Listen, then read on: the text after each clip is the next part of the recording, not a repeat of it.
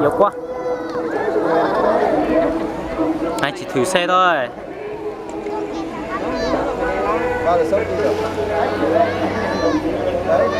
Mitsubishi.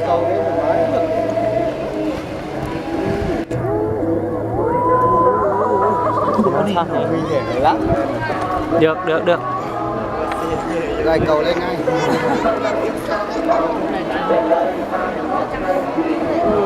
Nó chuyện đấy mà đi nấu hàng này.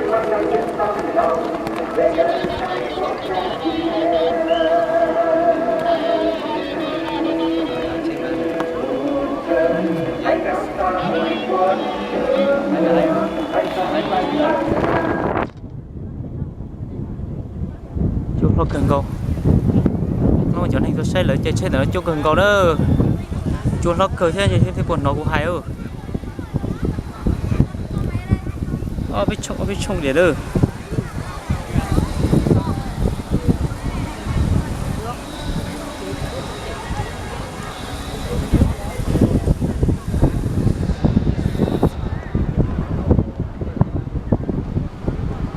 Lò gì cực kìa. Mong mà tới chung sao thì tao bỏ đuôi nó nè. Mình chết để nó múc chung nó.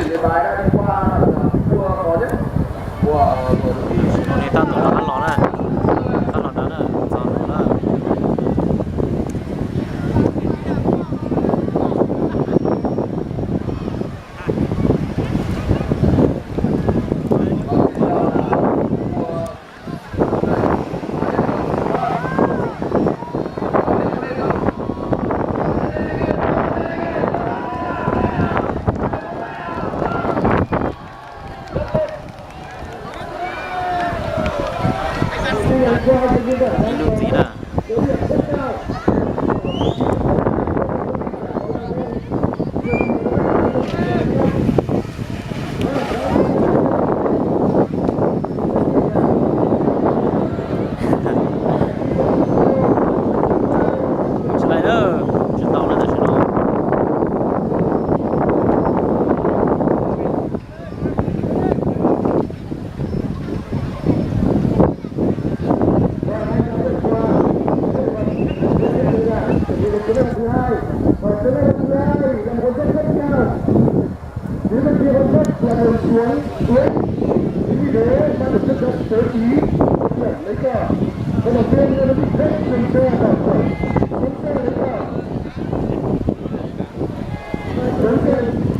Nó to to hải dương to nó là sai là anh thổi nó này họ cũng tay ha.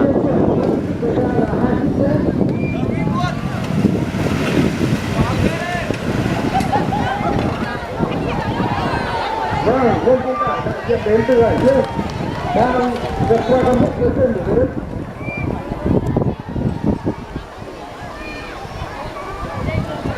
Để bắt đầu được đi, tôi sẽ cho Mitsubishi Triton. Lần đầu tiên, Vinh Đoàn đã được đi cho mình giải là Tết Việt Nam 2018.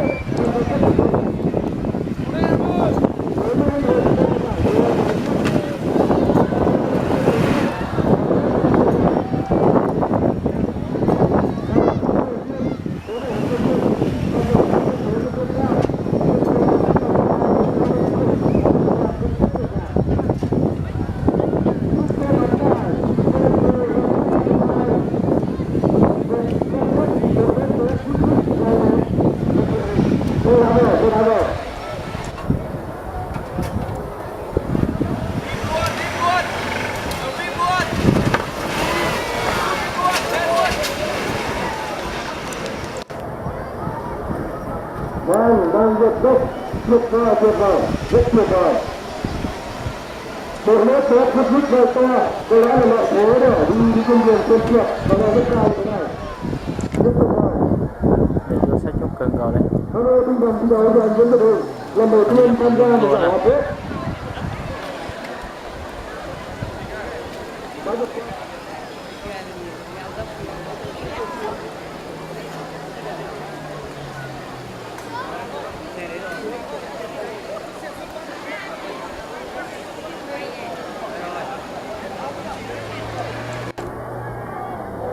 Vâng, anh Nam Vũ đã vào đường đi. Ở ngày hôm qua anh Nam Vũ thì có một kết quả thi đấu rất tốt. Vâng, ở ngày thi đấu hôm qua anh Nam Vũ cũng có một kết quả thi đấu rất tốt. Ở ngày buổi thi đấu hôm nay, thi đấu đội của chúng ta cũng rất là tốt.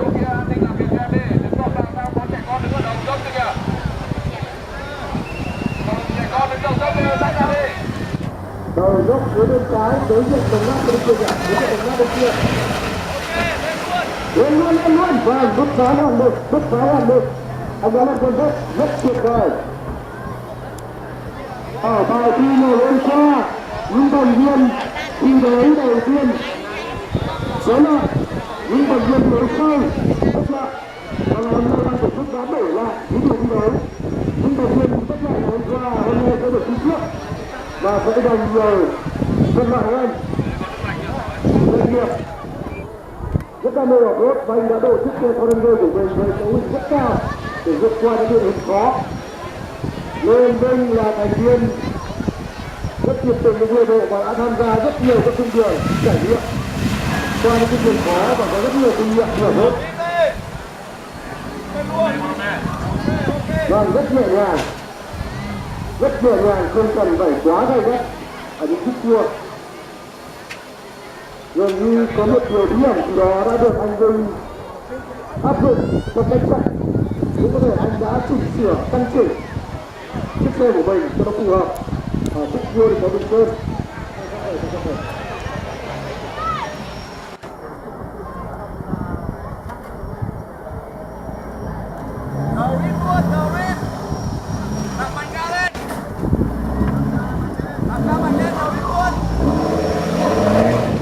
Rất cơ sở để không cần phải quá là cao, rất đơn giản, nhẹ nhàng hơn luôn, rất đơn giản.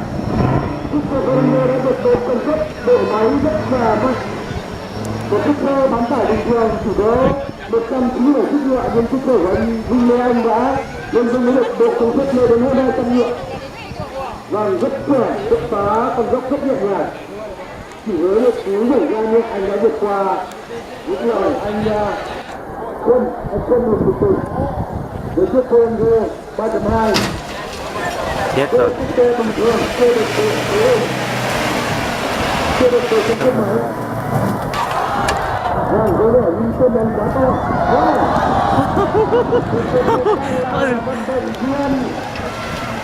Tốt. Đây là chiếc xe đi điện nên anh đã hơi mạnh một tí. Và theo kinh nghiệm được biết từ khi mình đi xe của mình thì nó nhẹ nhàng hơn. Còn đi xe của bạn thì khá nó mạnh hơn. Và chính như là đi xe nhẹ nhàng, đi ở phép không phải cứ mạnh chân là thắng. Chúng ta phải nhẹ nhàng, chúng ta đang vượt qua con đất cuối cùng, gần như cuối cùng để về đích. Ở lái phụ cho anh quân đội phục vụ là anh Trường Vinh là một thành viên trong đội xe mô tô trong cơ lớn Hà Nội. Vâng, anh đã vượt qua được con đất bùn đầu tiên đang trở về đích. Đây là chiếc xe có cấu hình nguyên bản, chưa được độ, chưa được nâng cấp bất cứ một chi tiết nào. Từ hệ thống dẫn động, máy, từ đến lốp vẫn là những bộ phận nguyên bản của xe. Để đi được những cái đường lốp thì ta cần phải nâng cấp lốp, từ chất máy và vận động viên thi đấu ở hạ thi trải nghiệm anh Hiệp, tỉnh Yên Bái, và đại diện của tỉnh Yên Bái.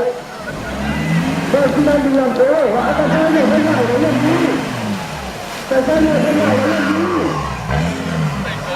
Vâng, tôi anh đang cố tình chơi các vận động viên đến từ Hà Nội. Đây là vận động viên rất là có kinh nghiệm rất nhiều trong cái giải đua ở bếp.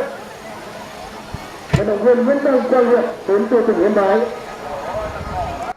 là người con của cơ sở Yên Bái. Anh luôn luôn hướng về quê hương.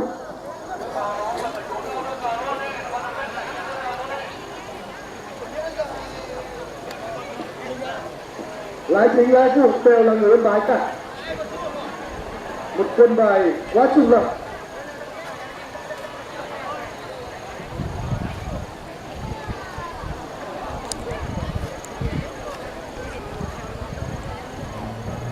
Đang về bước qua con dốc thứ hai, chuẩn bị qua vũng bùn đầu tiên để quay về đích. Hiệp sống ở trên mình mới khi đến hiệp không thích nước, và mỗi khi hiệp vào nước là anh có vẻ muốn xuống, và rất muốn xuống. Tại sao có thể để cái xe của mình đi ra đấy nhỉ? Và rất muốn xuống, có vẻ rất muốn xuống, rất muốn xuống, rất muốn xuống. Tại sao lại mất đà là lùi lại lấy đà là sao? Tôi không hiểu về của anh Hiệp đại diện của tỉnh Yên Bái rồi.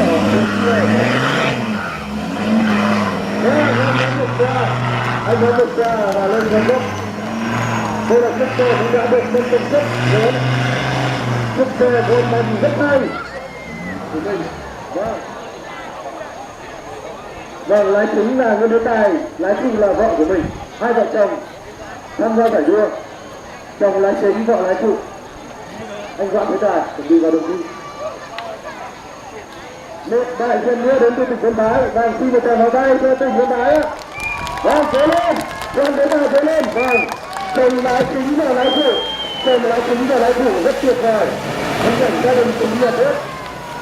Trải nhà ta cùng đi một trường. Vâng, rất cẩn thận ở những chiếc tour đầu tiên. Doãn Thế Tài hôm qua, bài đi hôm qua cũng đã đạt được thành tích rất cao. Có lẽ anh sẽ là đại diện duy nhất của tỉnh Yên Bái sẽ đoạt giải trong hệ thống thi đấu của tỉnh Yên Bái năm nay.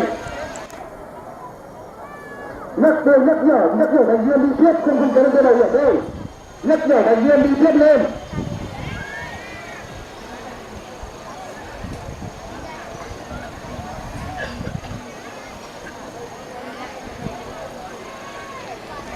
Doãn Thế Tài đang về, Doãn Thế Tài đang về. Vâng, rất nét.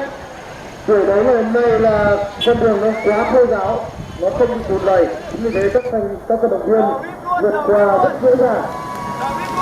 Vâng, Yên Bái vô lên, Yên Bái vô lên, Yên Bái cố lên, Yên Bái cố lên, Yên Bái vô lên, Yên Bái vô lên.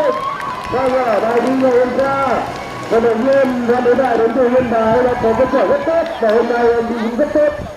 Có lẽ anh sẽ là đại diện của tỉnh Yên Bái đặt ít nhất một trong ba giải, nhất nhì ba ở giải đấu năm nay. Và anh đang về đích. Chúng ta hãy cho kết quả thời gian thi đấu của đại diện đến từ Hà Nội với chiếc Mitsubishi Triton, ông vua của những con đường hết. Vâng, chiếc xe Mitsubishi Triton luôn được bình chọn là chiếc xe tốt nhất. Vâng, rất chuẩn, rất nhẹ nhàng.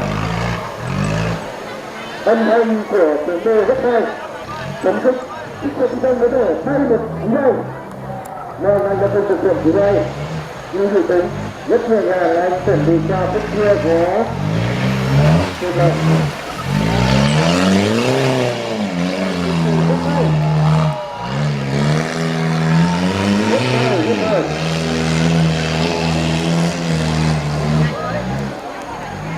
Làm chiếc đây có thể là chiếc xe được mình chọn có thể mang ra để chuyển vô tốt nhất cho bà con. Chiếc xe này mà đi trở về cho bà con và đi trở về cho bà con từ trên đường về rất là tốt. Vượt qua những cung đường lầy lội và rất là có kinh nghiệm đấy, và một hạng nữa là trải nghiệm lần đầu tiên tham gia. Và anh không tiến trước đang rất nhẹ nhàng đi xuống con dốc đầu tiên. Liệu anh có kịp cài cầu để qua vấn đề hay không, hay anh để một cầu để phá đường? Vâng, rất nhẹ nhàng, rút kinh nghiệm bài thi đấu ngày hôm qua, hôm nay không có sức, đang đi rất đơn giản. Những cú lướt ra nhẹ nhàng không đến 3.000 vòng phút, rút chiếc xe nhẹ nhàng lướt qua ở khúc cua có những đường này. Và hãy chờ đón xem Vương Kiến Túc xử lý thế nào qua những đường này. Rất nhẹ nhàng. Rất nhẹ nhàng, anh đã lên qua. Vâng, anh đừng đem một tôi nhá, anh cứ thẳng lên. Vâng, lên rất nhẹ nhàng. Thế này đó, cho đến giờ phút này, phần thi ở đội thi đấu lần này 3.2, vận động viên Tân Đồng Lan là vận động viên góp mặt trong tất cả các giải thi đấu tiếp ra. Từ Nam ra Bắc, anh tham gia tất cả các giải thi đấu. Mặc dù giải đấu nào anh cũng chưa mang được giải thưởng về, nhưng anh là một người rất máu lửa, luôn luôn có những cảm xúc khác nhau trong mỗi giải thi đấu khác nhau. Ở giải thi đấu này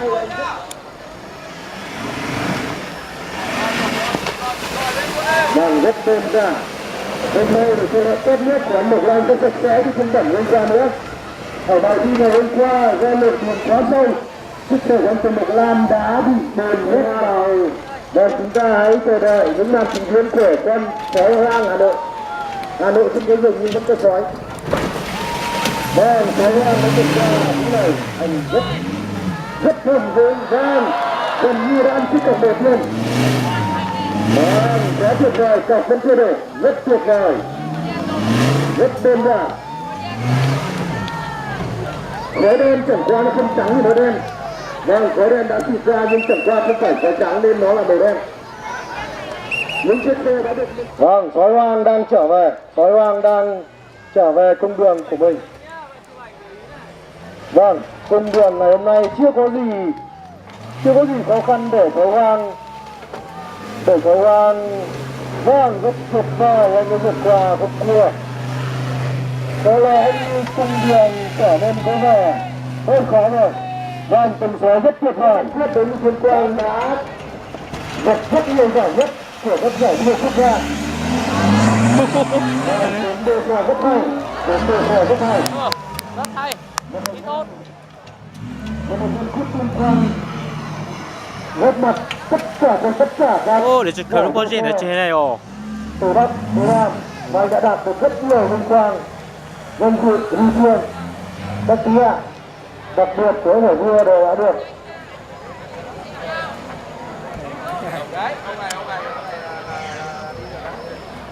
đi tốt. Ăn rồi. Ăn rồi nè. Di chuyển xuống khu vực cân bụi để hỗ trợ cân bụi đi. Đi Phạm xuống dưới hỗ trợ cân bụi đi. Đi ơi, mẹ thêm cái cờ luôn. Anh Cường về vị trí của anh đi. Bố Thỏ về vị trí. Anh về đây bảo anh cầm một cái cờ kia luôn xuống bên kia kìa. Không. Vâng, anh hùng Tuyên Quang đã về. Người hùng của Mấy anh cẩn thận nhá. Này, bỏ máy ra khỏi đường đi. Bỏ máy ra khỏi đi. một cô Quang, Tuyên Quang đang bứt phá ở những người đầu tiên. Sợ à? Anh đang bứt phá rất tuyệt vời. Nghe tiếng đê khô nổ Có chúng ta chỗ có là thể tôi sẽ say. Cái này chắc nó trông cứ đổ lên thế nào. chúng tôi có thể điều một vài cái dù Tổn trái lên cơ. đấy để các anh có thể bay dù xuống. Nhưng đấy là cuộc chơi dù. Chúng ta đang chơi off-road, chúng ta phải bảo toàn tính mạng. Đây là cuộc vui. Cuộc chơi để chúng ta vui, chứ không phải chơi để chúng ta khóc. Sao bị sao Như vậy là rất cần sự hợp tác của các cổ động viên. Thực ra các anh em tình nguyện viên, các em bảo vệ, chúng ta không ai muốn nói nặng lời cả. Với vận động viên mang số áo 114 đang rất hay. Những quân tình off-road luôn. rất hay, rất hay. 3.2 đã được nâng cấp tổ lốt tu đồn. Foranger. Nhà vô đồ phò chứ chúng mới được tài đấy. Vâng, vận động viên này ở hạng thi đấu trải nghiệm. Và chúng tôi xin nhắc lại nó trải nghiệm là thi đấu dành cho những vận động viên lần đầu tiên tham gia những giải thi đấu địa hình như thế này. Từ những giải đấu sau các anh sẽ trở nên chuyên nghiệp hơn để đăng ký vào những giải chuyên nghiệp. Để trở thành một vận động viên thi đấu địa hình chuyên nghiệp thì phải trải qua quá trình tập luyện. Chúng ta không nên như thế. Hãy bảo vệ sự an toàn. Giữ an toàn cho đồng thi là giữ an toàn để phục vụ. An toàn sẽ mang lại niềm vui cho tất cả mọi người. Vâng, chiếc xe của Vương Xuân Tử là thành viên tuyến Bugatti đang về đích ở con dốc tuyến đầu tiên. Ôi yêu. Đây sẽ là vận động viên đầu tiên. Vâng, anh đã vượt qua, quá dễ dàng. Rất sát ư. Cổ động viên và một số vận động viên chuyên nghiệp, chúng ta đang nói rằng bài thi hôm nay không có gì là khó cả. Vâng, đây là một bài thi mang tính chất trải nghiệm. Vâng, vận động viên mang nickname Lão Ông. Mặc dù anh là thành viên trẻ gần nhất câu lạc bộ nhưng anh lại mang cái tên Lão Ông. Lão Ông câu cá, câu mở đi. Vâng, Lão Ông rất tuyệt vời. Trời ơi, được. Kẹp rồi. Đâm luôn đi. Để đâm được mấy con. Lão ông ở dưới họ đi lo. Chết rồi. Lão ông đã ăn một cặp của anh để xuất được. Vâng, có lẽ một giây nữa là ghê quá. Xe được nâng cấp công suất là những chiếc xe mang tính chuyên nghiệp. Nếu nó chuyện này, đây là chiếc xe được nâng cấp rất kỹ, từ hệ thống treo, lốp, giảm chiếc cạnh sau, công suất máy và kể cả màu sơn của chiếc xe đã được nâng cấp. Chiếc xe có sức mạnh tuyệt vời. Vâng, rất tuyệt vời, anh có tuyệt vời phần đất, rất tuyệt vời.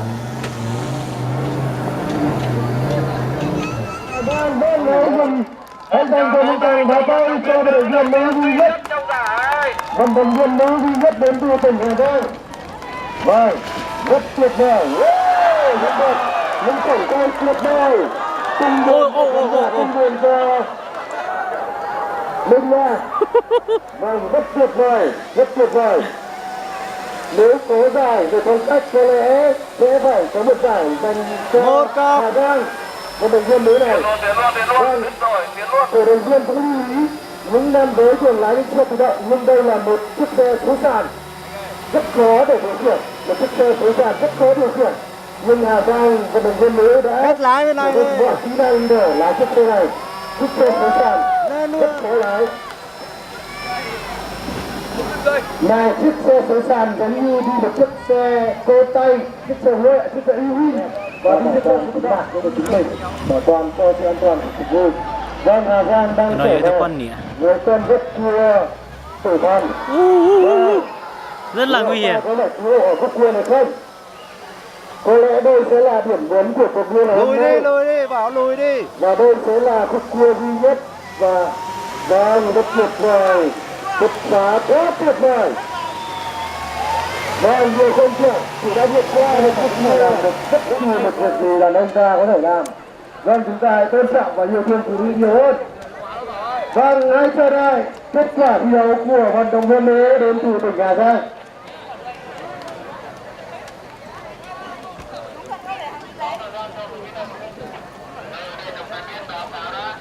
Các vận động viên báo lỗi. Vâng, có vẻ như đã một cọc. Có vẻ như đường thi bị đổ một cọc. Cắn rồi. Quá tuyệt vời. 3 phút 16 chứ không phải 2 phút 16 ạ. Vâng, 3 phút 16 cũng không tệ đâu ạ. Vâng, 3 phút 16 cũng ở trong top 7, top 8 rồi đấy ạ. Cũng hơn rất nhiều tấm bài dầu rồi. Các anh nên nhớ là anh đang đua với chiếc xe số tự động và Hà Giang đi với chiếc xe số sàn, xe côn, rất khó điều khiển.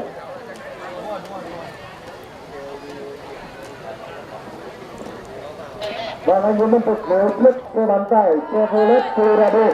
Vâng, một tràng pháo tay cho những vật đến đi đây. Vận động viên nhiều tuổi nhất của buổi đấu hôm nay,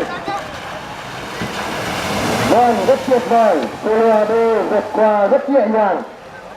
Cái bên xoắn của Colorado là 500 Nm. Hơn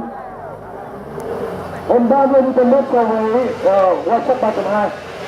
Nhưng có lẽ anh quá chủ quan với chiếc xe mạnh mẽ của mình. Có vẻ như đang gặp một chút vấn đề nhỏ ở cua thứ hai. Vâng, có thể đây là điểm nhấn của bài thi ngày hôm nay khi ban thi đấu phải làm việc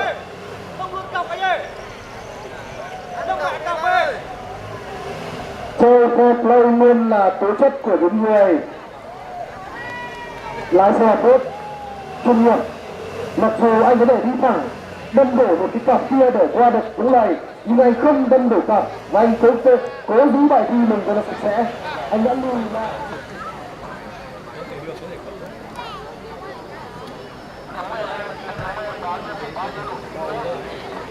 Này còn thua phụ nữ đấy hả?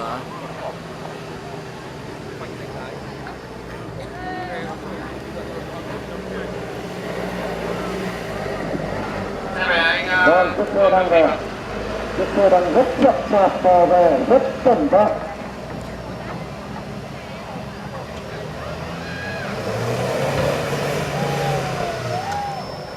Vâng, bởi vì anh đang lái chiếc xe chưa được nâng cấp cản trước, nên việc leo lên hòn đá là một điều rất là...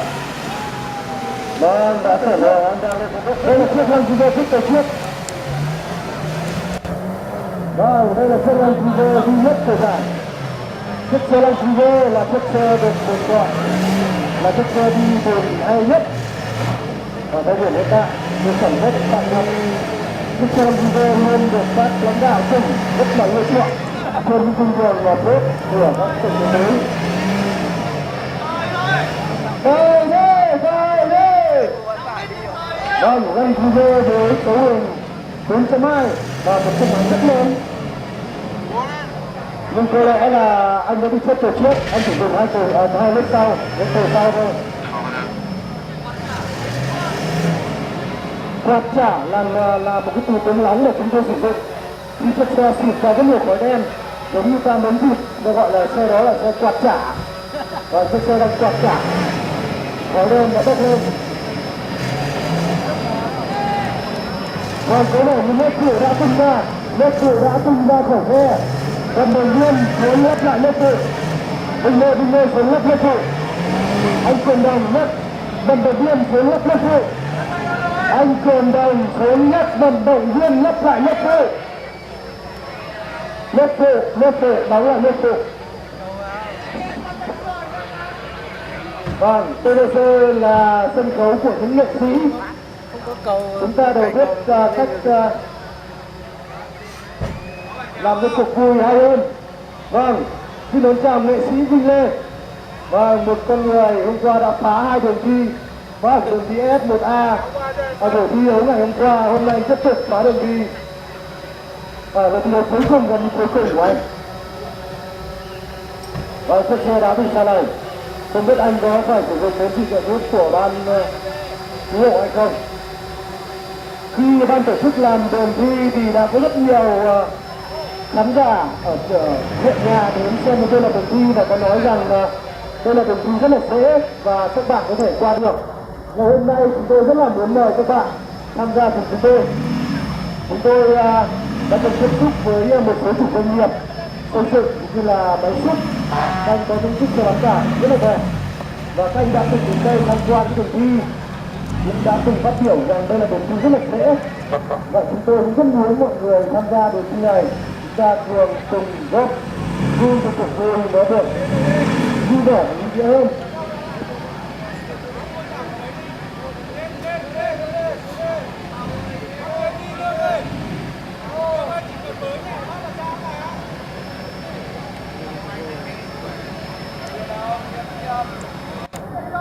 Đúng cơ.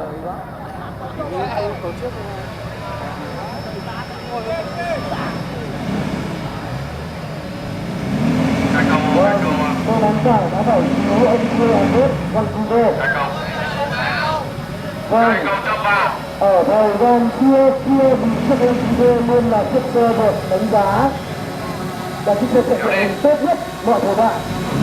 Trên hiện nay, chiếc xe bán tải là những chiếc xe có cấu hình rất mạnh. Những chiếc xe bán tải là những chiếc xe có cấu hình rất mạnh, có thể nhiều chiếc xe là khu đô mạnh nề. Cái thấy xe lăng chúng tôi có vẻ đi trước về trước không phải, đi bắt trước rồi. Vâng, rất tuyệt vời đã vượt qua ra ngược lại nữa. Vâng, khẩn trương lùi lại, xe cứu hộ khẩn trương tiến lên và lùi lại. Vi phạm khẩn trương. Tiến lên lùi lại, đừng mất thời gian của vận động viên. Khẩn trương. Lùi lên. Có lẽ ta sẽ phải cầm muốn vào thật dương vào. Đá kìa, đá kìa.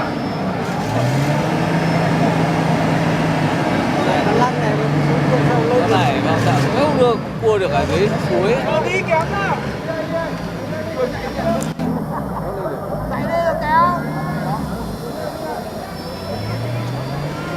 Vâng, qua cái cuộc thi này có lẽ là chủ doanh nghiệp rồi các lãnh đạo cũng được xem xét lại việc mình có nên dùng lăng laser hay không. Vâng, bán tải rất tinh tế, rất khỏe, rất phong cách, trẻ trung. Vâng, rất tuyệt vời. Nhưng không sao, có lẽ lăng laser chỉ gặp một chút trục trặc với từ trước. Đi ơi. Từ từ ơi. Thôi vào tôi đi. Hả? Không biết được đâu. Ông lên được tí đâu? Anh lên được tí đâu? Hero Trịnh rồi, trọng tài viên xuống hỗ trợ đi em. Thoải mái rồi, không cần đâu anh ạ. Không cần đâu. Anh em nào em khổng lồ nhá. Anh em nào em khổng lồ đấy. Rồi, anh được không? Đâu vào tới đi, em xuống kéo lên. Em này Vào tới đi. Vào tới. Cái này không có cu ly à? Không có ly em. Có cu ly cũng không có điểm leo cu ly mà. Hả? Cu ly cũng không có điểm leo. Có điểm đeo không? Không. Lùi lại đi xuống Em quay đi xuống em kéo lên. Kéo đi mà kéo lên kéo gì? Quay anh quay đi anh kéo lên. Vào tôi nhanh lên. Anh em đi anh đi nào mà cầm thế đi lấy đi em Đúng rồi.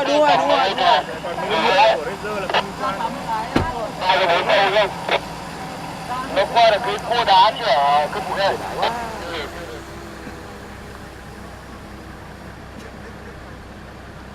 Đấy, đó là cái tội phá đường của anh em.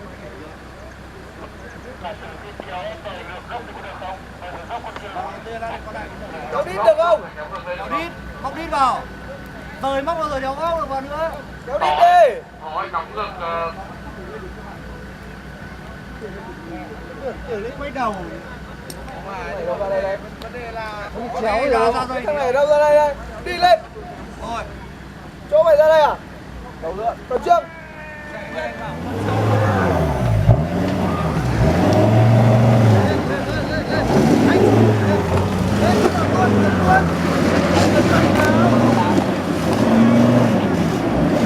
Nó phải đá này rồi. Vứt cái viên đá cái ra anh ơi, vứt lên. Anh còn phải vứt cái viên đá cái ra. rồi đã vứt cái bên đá bên này không làm sao lên được từ từ đã nổ ơi lùi xuống tí anh em còn cái viên đá này sao đã Lùi xuống em ơi, lùi xuống đi thôi. Bình tĩnh ơi. Em đi tay to xuống con đá đi. Vẫn phải đẩy vào. Vân hẳn sang bên kia đi, không bên đấy nó miết đằng sau vào đấy. Lùi xuống đây, xuống tí đi. Tí đá. Rồi, được rồi. Đây đi. Ra đây. ok Lên luôn. Thôi không. Kéo luôn vinh về qua lại kia đây, kéo luôn đi. Kéo thẳng đi. Kéo luôn vinh về đây. 10 phút các bạn. Rồi, có nhỏ. Cái dốc chứ. Nó đây để lên ngồi đàng hoàng. Đi lên luôn này. Ra. Thôi. Đúng chỗ để lên. Tắt chậu. Thôi. Trời em để em chụp cái ảnh cho con trâu. Đây con đi mẹ luôn cái xuống dốc rồi xuống.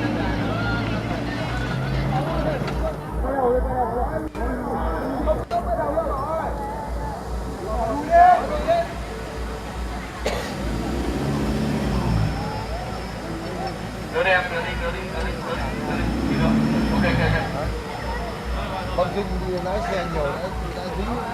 Cái này nhiều chưa? Bình thường Lúc đây đi này còn dễ, còn dạ xuống kia xuống cái dốc thì khó. Đúng rồi, 2 cầu. Những cái này thì gãy nát cái chuyện vặt chứ có gì dùng. Cho trong cầu đây để em đi vòng này lên, xong rồi em ép cặp đến lên. Tất đâu phải đi. Không 2 cầu chơi không thể lên. Gãy nát cái chuyện vặt.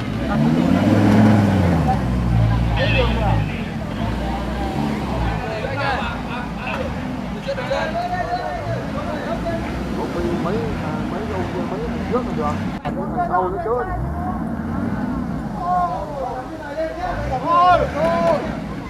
Kéo thêm tí nữa này. Thêm tí nữa. Lùi đi. Ok, thỏ ấy. Đổ cọc kia đi Ly.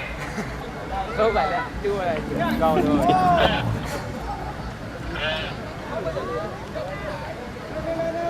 Kéo lên